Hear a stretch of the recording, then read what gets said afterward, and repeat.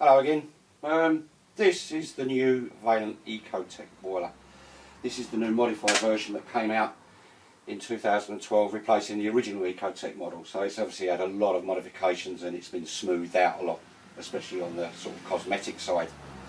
However, we need to look at this as a replacement really for any existing boilers.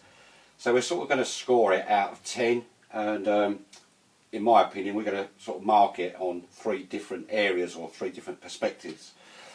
One of which is going to be the installation perspective, one is going to be from the service engineer's perspective, and the other one is from the consumer or customer perspective.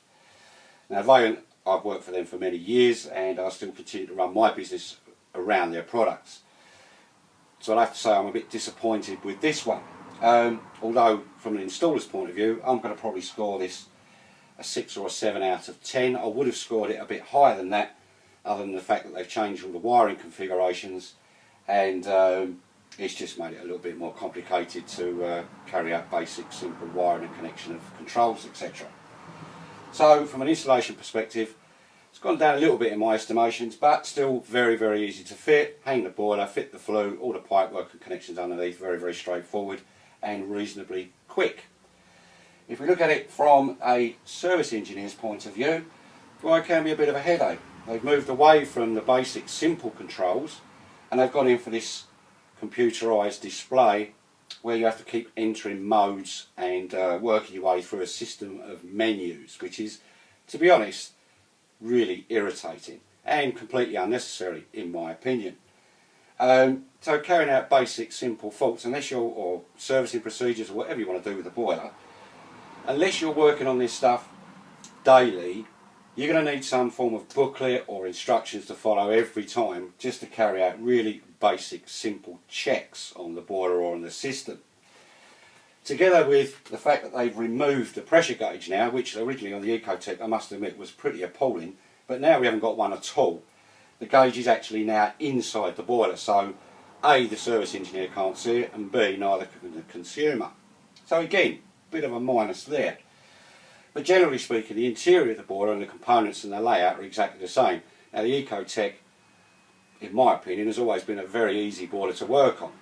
I think it's very well laid out, and generally speaking, as boilers go, especially condensing boilers, they are reasonably accessible.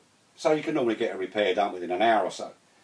But this electronic system really does let it down, I think. I don't think it's necessary, it just makes it more difficult.